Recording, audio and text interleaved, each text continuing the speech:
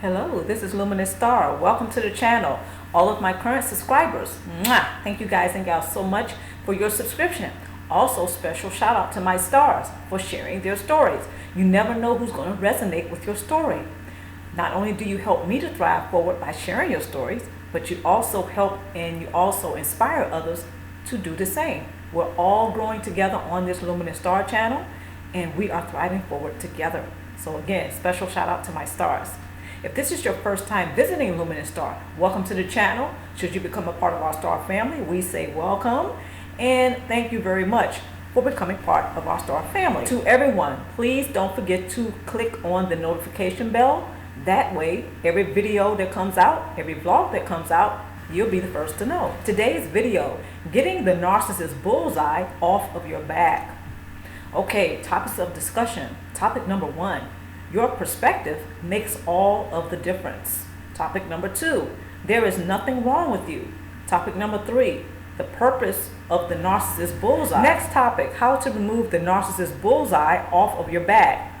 Last and final topic, tools, references, and resources, of which you can find in the description box below. Please like and share today's video. Point number 1. A poor self-image can affect how one chooses to exist in life.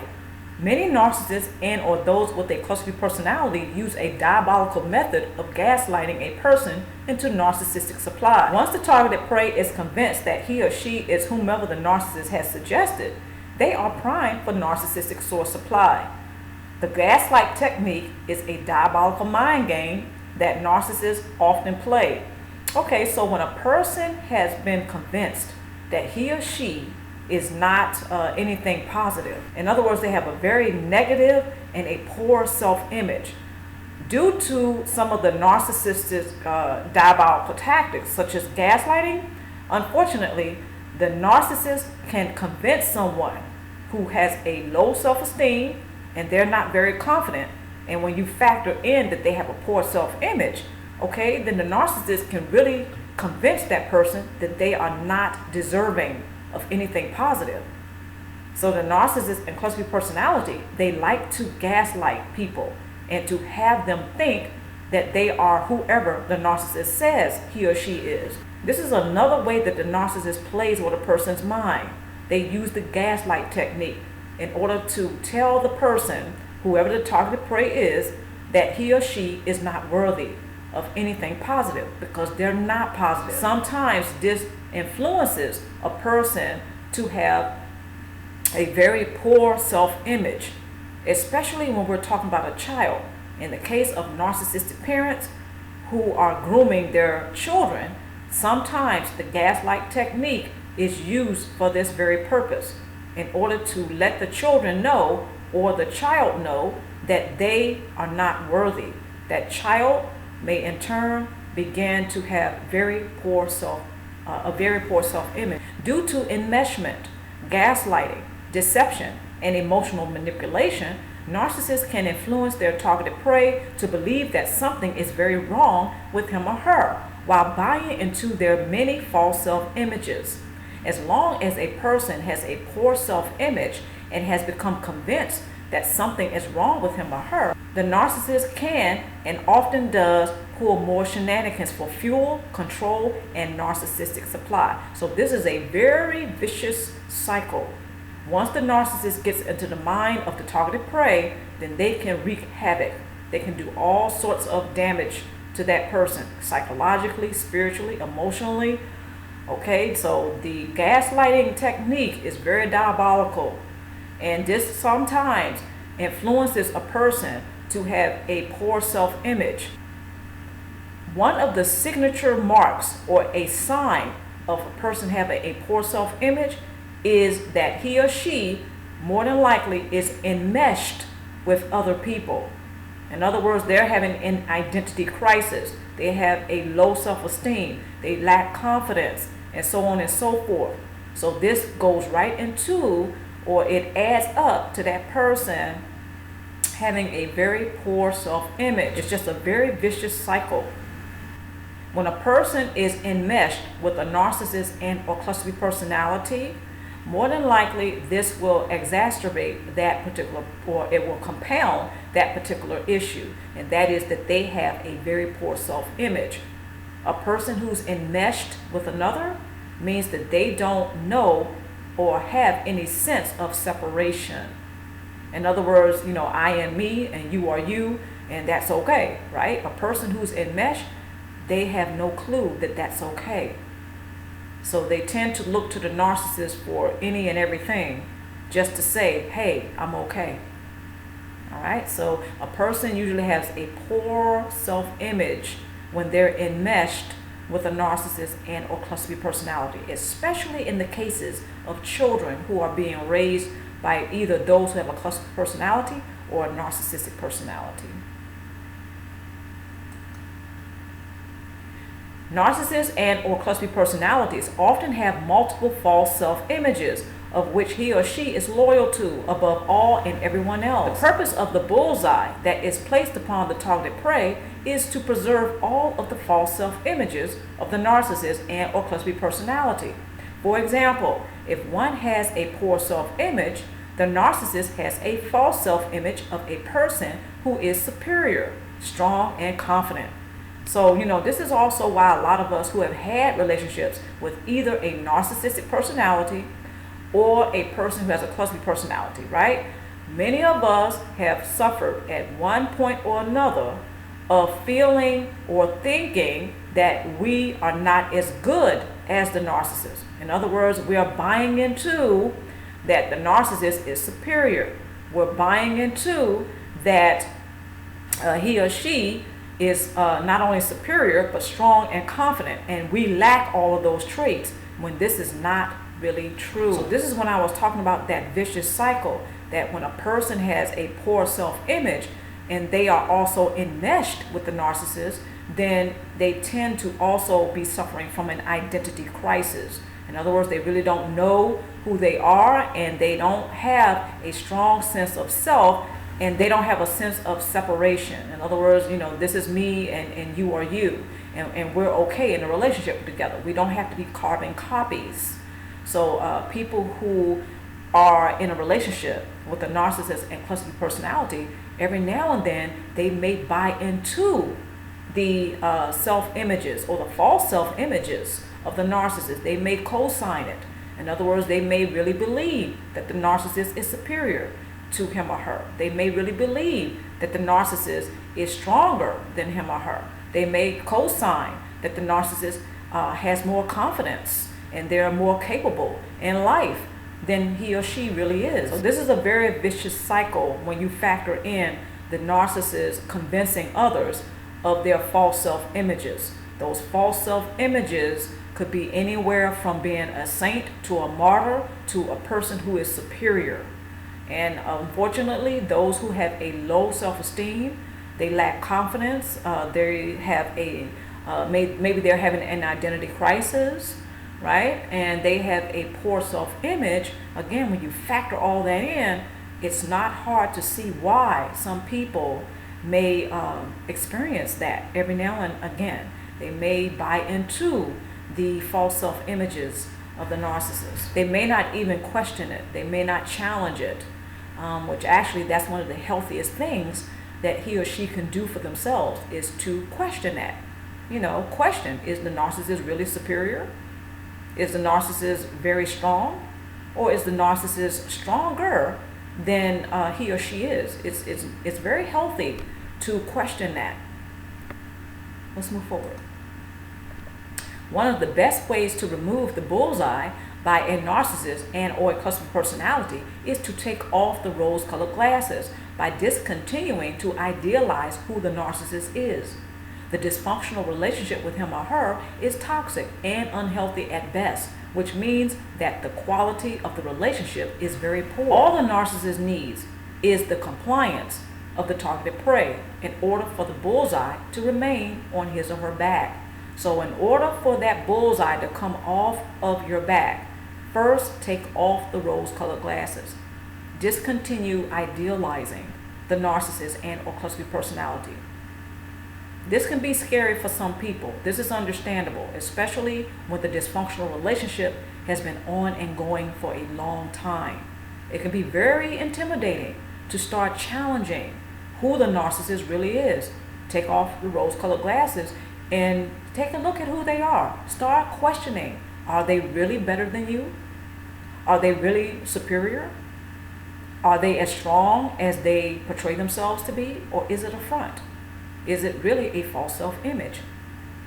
And all the while, you may be suffering from low self-esteem. You may be experiencing one who has an identity crisis. You may be questioning not only your identity, but your very sanity. You may be questioning who you are. And some people, actually, they don't like themselves very much when it pertains to the narcissist, because of all of the shenanigans that are being pulled, and because of all of the diabolical tactics that the narcissist seems to engage in order for the narcissistic supply to stay plentiful. They don't ever want that water to be turned off, okay? They never want that to stop. They want that narcissistic supply to remain plentiful. The narcissist and the cluster personality, one of their worst nightmares is to run out of supply. So as long as they can control you and everyone else, that bullseye will continue to stay on your back and whomever else the narcissist may have targeted. They may be surprised to find that the narcissist has several false self-images and that he or she is not who they may have said that they are. They're not the same person that they portray themselves to be. And I know this can be pretty scary, because then that person who's the targeted prey, they may be afraid to find out what the truth is. They may be afraid to find out what the reality is. And that could possibly be that the narcissist has been lying all along. So the relationship is not only dysfunctional and toxic, but it's a complete fabrication. It's a lie. It's nothing solid. It is not built upon a solid foundation. So that person may be afraid that they may suffer some sort of breakdown by facing that reality. However, one of the best ways to remove that bullseye is to take off the rose-colored glasses. Demonstrating your growth is also an excellent way to show the narcissist that you are no longer co-signing to shenanigans that he or she often likes to pull. By facing the reality that you are possibly outgrowing the dysfunctional relationship with a narcissist, he or she will have to seek narcissistic supply elsewhere. Okay, so one of the great things that can happen, one of the good things, one of the positive things that can happen by taking off the rose-colored glasses is that one can face the reality that they are possibly outgrowing the dysfunctional relationship. So they're transitioning, they're changing, they're growing. This is a good thing. So this is why sometimes when we face certain challenges that are very uncomfortable, such as this, it means that in the long run, it's going to be a very good thing for us. There have been some challenges that I have faced, and I found out later that, okay, everything was working in my favor, but at the time, it didn't feel like it. Okay, so in the cases of dysfunctional relationships, which I have some experiences in, a lot of us do, right? Some of us have been in very toxic and dysfunctional relationships. And I can tell you from personal experience, when I started to take off the rose-colored glasses and I took a very hard look at that dysfunctional relationship with the cluster B personality, I can tell you that one of the things that happened with me was that I found out that I was outgrowing that particular relationship. In other words, it was time for me to go. It was time for me to stop investing in that relationship. And now when I reflect on that, I can see that everything at that time, even though it felt like I was in, a very dark pit at the time, I can tell you when I look at it now, I can see how everything was moving in my favor. It's very hard to see things when we're right in the middle of it. But as soon as we start to outgrow particular relationships and we don't go against the current, in other words, we just go ahead and we face reality and we just say, okay, you know what? I'm outgrowing this relationship. Once we really, really get that, then we can continue to thrive forward. It is when we resist that pain persists. Okay, so if you don't take anything away from this video other than that, please take that one away. So by facing the reality that one has outgrown the dysfunctional relationship with a narcissist is a real game changer. Now, I know this one very well because I've been through this at least 3 times with 3 different cluster B personalities. Okay, so once I realized that I was outgrowing those relationships, at first it was tough to just face that reality because I was so accustomed to doing relationships a particular way. But once I took off the rose-colored glasses, yes, it was a real game changer. And I also realized that I was outgrowing those relationships. Okay, let's move forward. Demonstrate that you're done with the narcissist. Hi YouTube, Luminousz here. Welcome to my channel, Luminousz. If this is your first time visiting, welcome. And to my current subscribers, give you a big juicy red one today. Thank you so much for your subscription. At the end of this video, please hit the like or subscription button and also leave me your comments, leave some questions. Okay guys, let's get right into it. I'm going to be talking about today 3 signs that absolutely confirm that you're done with the narcissist. You're done. You've had it.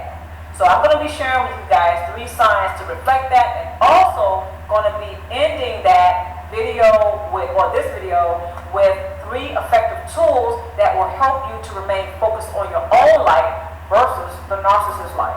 Okay, here we go. Sign number 1. When you no longer have a desire to pursue the narcissist for any reason whatsoever, whether that be for an explanation of why they treated you like they did, or why they are the way they are, you no longer desire the explanation. You no longer desire to reconcile with them. You no longer desire to hear their side of the story. You no longer desire their acceptance, their validation. You're no longer seeking them out to help you gain closure. The last one is very important. Guys, it took me some time to get to that point, but it's very well worth it, and it's very effective when you apply that to your life. Okay? When you get to that point, when you're no longer pursuing, even for, because we all want closure, but when you're not pursuing the narcissist for closure, guys, that's big. That's a breakthrough. Because you realize that you never needed the narcissist at all to gain closure. You never needed them. You never needed him or her. You never needed that person. We just desired the acceptance. We wanted the narcissist to really see us. We really wanted their love, respect, acceptance, so on and so on. So we thought, well, we can at least get closure. Now that the relationship has fallen apart or is over, okay. For whatever reason, that relationship has resumed. It's over. So, you want closure. That's understandable. But you don't need the narcissist to get the closure. That's what we desire. When you get to that point and get to the part of your life and your healing where you're like, you know what? I don't need the narcissist to get closure. I never did. I never needed them for that. I just desired. That was part of my still holding on to them. Whether it's a family member, whether it's a co-worker, whether it's a best friend, or someone that you thought was a best friend, but they're a narcissist, so that, the relationship was really toxic, so they really weren't your real friend in the first place. But anyway, you just get to that point where you no longer desire anything from the narcissist, not even the closure. Tool number 1. Take steps to become accustomed to discontinuing to listen to the narcissist's sad stories of excuses for why they might have bullied you. The narcissist and the cluster B personality, they seem to have excuses for just about everything, right? So when they start to tell you the sad sob stories of excuses for why they might have bullied you or pulled shenanigans or engaged in diabolical tactics for narcissistic supply, right? When that starts, you can just go ahead and turn them off. Even if you have to picture yourself with a remote control and you point it at the narcissist and just click, okay, and just turn them off. Okay, you don't have to listen to all of the excuses. And I know for me personally, I've heard enough excuses from some of the cluster B personality types I've dealt with in the past to tell you that, yeah, it got very old for me very quickly. So you can take the steps to become accustomed to being a person who discontinues to listen to the narcissist's sad sob stories of excuses for why they might have bullied you or treated you a particular way. And this does take a little time, okay? This is not going to happen overnight, especially for those of us who have been accustomed to having dysfunctional relationships with these types. Those who have a cluster B personality and those who have a narcissistic personality. So don't beat yourself up if this does not happen overnight. Take small baby steps if necessary. One thing that you can pat yourself on the back for is that you have decided to discontinue listening to the narcissist's sad sob stories of excuses, because the narcissist seems to never run out of excuses. But you know what? You don't have to listen to it. This is also one way that you can discontinue to be emotionally available to him or her. They love to come to you with all of their problems. Okay, they want you to resolve their problems. And half of the time, they really don't have those particular issues because they perceive others to challenge him or her. They perceive others as a threat to their false self-images. So the narcissist and the cluster personality, half of the time, when they come to you with those sad sob stories and excuses, it's fabricated. It's a reflection of their perception of other people challenging him or her. It's not even reflective of reality. Okay, so they may be making up half of the things that they're telling you. Those excuses is to reflect that they think that they are a victim. That's one of their false self-images, is that of a victim. So when they come to you with the excuses, when they come to you with the sad sob story, it's only a reflection of their false self-images that they're loyal to. It is a reflection of their perception of their being challenged and threatened, when really, in reality, they're not being threatened or challenged by anyone. Tool number 2, practice self-preservation. Personal boundaries, assertion, and emotional discipline without apology. When a person begins to practice self-preservation, personal boundaries, assertion, and emotional discipline, it is game over for the narcissist and a game changer for you.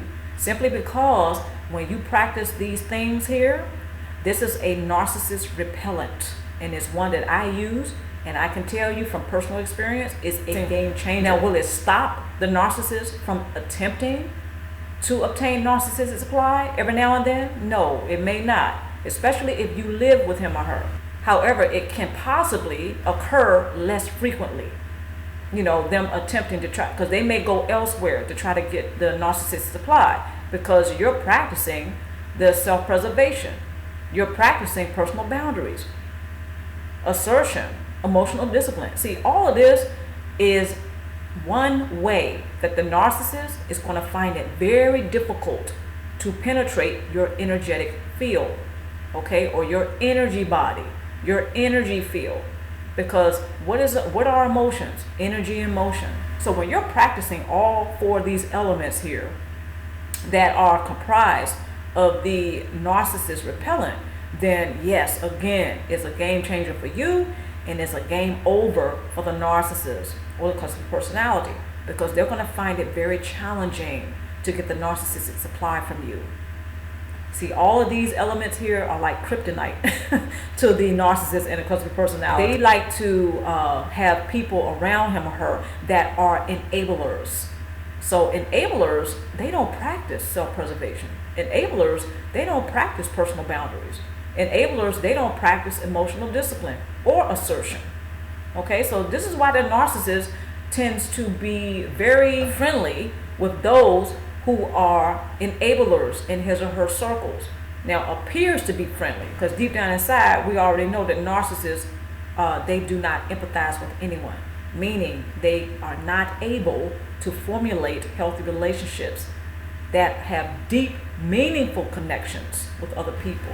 Okay, so tool number 2, practice self-preservation, personal boundaries, assertion, and emotional discipline, and do it without apology. You don't owe the narcissist anything. They've already been obtaining the narcissistic supply from you. So what else do you think you could possibly give him or her, right? You don't owe them anything. You don't owe them at all. If anything, you owe yourself to retain your life. If anything, you owe yourself to be able to reclaim your life back. You know, practice these things without apology. Next tool. Prioritize your overall well-being, goals, dreams, support base, desires, and needs. Okay, so it's time for you to shine. It's time for you to do you now. Okay, the narcissist and cluster B personality, they have no space, they have no business, they have no place in your support base. Okay, I know I just made a little rhyme, right? So they don't belong in your life at all. But sometimes it takes us a little time to realize this. Once those rose-colored glasses come off, then again, certain things will become into a clearer perspective, such as how do you tend to do relationships? How have you been relating to the narcissist? Okay, how has that affected you? See, all of those things come into a clearer perspective for you once you take off those rose-colored glasses and see the narcissist for who they really are and look at what they really represent. I say narcissists and cluster personalities, they represent dysfunction. Why do I say that? Because they don't invest in any other type of relationship. They invest in dysfunctional relationships only. This is the number one reason why I say that they do not invest in healthy relationships.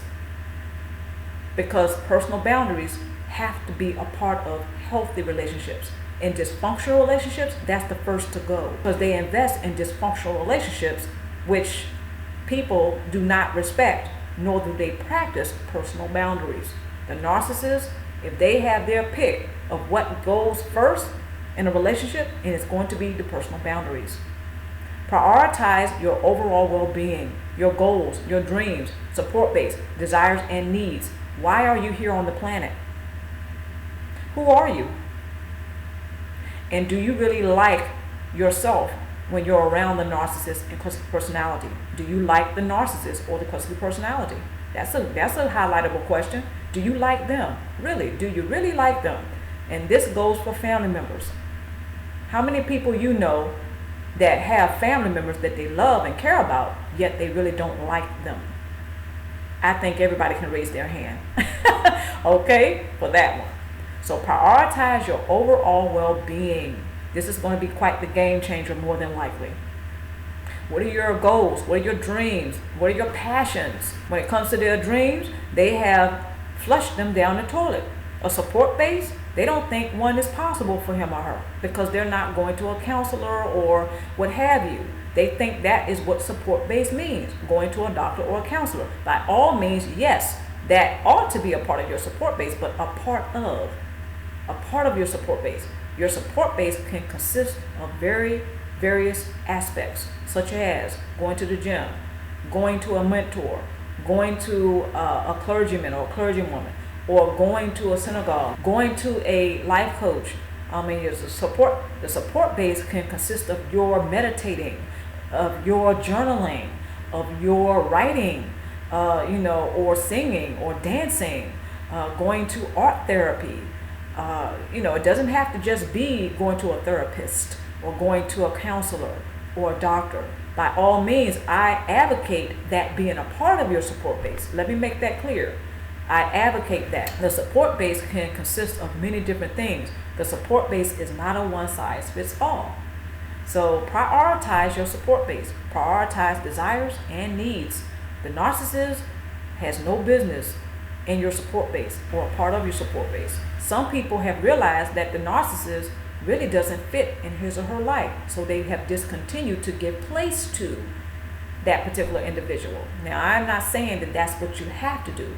I'm just putting it out there that all we have to do is read the testimonies. All we have to do is look at other videos. All we have to do is do the research, and we will find there are more and more people awakening. They're finding out that they're not on this planet to be narcissistic supply. That's not their purpose. So prioritize your overall well-being. Next tool, learn how to improve your self-image. All right, now this chart here of a self-image, I have included in the references and resources a link. Okay, so some of you may find that particular chart here very helpful, and maybe this is something that you want to add to your daily meditation. If you have affirmations and you're journaling every day, you may want to add this particular chart as a part of your journaling process, and maybe even your meditation process. So the final tool is learn how to improve your self-image. As I stated before, when a person has a poor self-image, usually that is a reflection of being enmeshed with other people in a dysfunctional relationship. So when we're talking about the narcissist or the clumsy personality in a dysfunctional relationship, this is usually the case. A person who has a target on their back from a narcissist or clumsy personality, or they have that bullseye on their back, they feel like that they're a targeted prey, right? And some of us have experienced this. It is not far-fetched to think that there is also an identity crisis going on, whereas it pertains to the person who has who feels like they have a bullseye on their back from the narcissist, the person who is the targeted prey.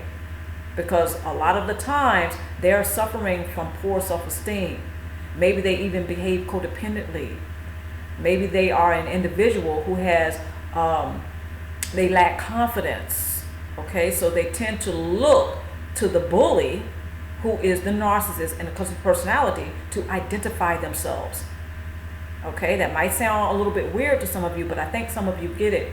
Some people, they identify with the narcissist and clumsy personality, and they look to him or her, even though the narcissist and the clumsy personality is a bully. They look to him, the target prey will sometimes look to him or her to tell them, hey, I'm okay. Just to have that validation that they are okay. When the narcissist and clumsy personality is a person who has many false self-images, they're not in any shape emotionally or spiritually to tell anyone that they are okay, because they're not okay. Okay? All right. References and resources. You may find the references and resources in the description box below. Now, I want you to pay attention to that last link. This is the slide player to the previous slide that I showed you, the image of the self. Okay, so the self-image chart. I want to suggest to you that you mute your volume if you're going to click on this particular link and take a look at that chart. I'm Luminousz Star, and I want to thank all of my stars, especially for joining me today or tonight. Hi, I'm Luminousz Star. I want to thank everyone for joining me today or tonight. And of course, wherever you are right now, I wish you the very best love possible. Everyone who's decided to join the Luminousz Star family, welcome to Luminousz Star. And please don't forget to select the notification bell. That way, all the videos that come out, you'll be the first to know. On that note, just a friendly reminder. Every Sunday and every Thursday, there are new videos that are coming out. So I want to thank everyone, my stars especially. Thank you guys and gals so much. And stay tuned for more vlogs and stay tuned for more videos.